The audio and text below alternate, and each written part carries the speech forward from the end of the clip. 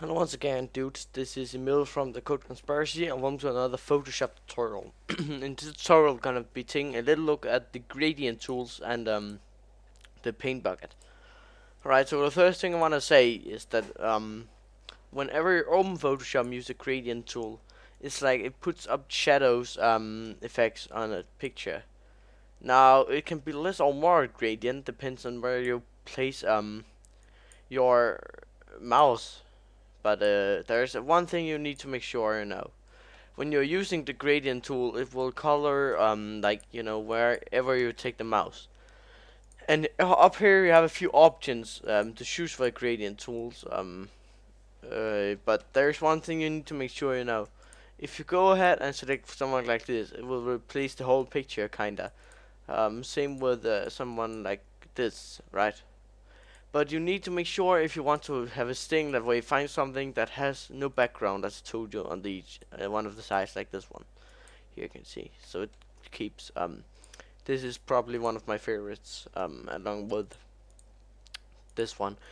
But depending on what you need to make, you'll need to have different gradient tools to use. If we zoom in with the zoom in tool and then get our paint bucket. The paint bucket, again, it look like a lot of things in Photoshop does. It looks at the borders, as I told you about. So it's going to color as much as it can within the border. Oh, gradient. Within the border, of course, of what you're painting. Um, but that's pretty useful if you wanted to just real quick, like giving this some cool effects. Of course, as I told you, we're just gonna be using quick examples in these tutorials, and you will do it otherwise if it was real work you were doing. So that's more like it. So if we keep coloring it, you can see it gets more and more thick, and in last the picture will be totally black. Unless you choose another color, of course.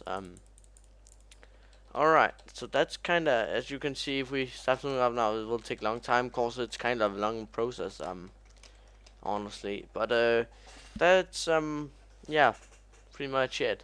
Now, in the next tutorial, dudes, we're going to be taking a look at how to, more, like, specialize your colors in Photoshop. So we're gonna be focusing on, this thing up here. So thanks for watching, guys. Hope you enjoyed, and I'll see you next time. And don't forget to subscribe.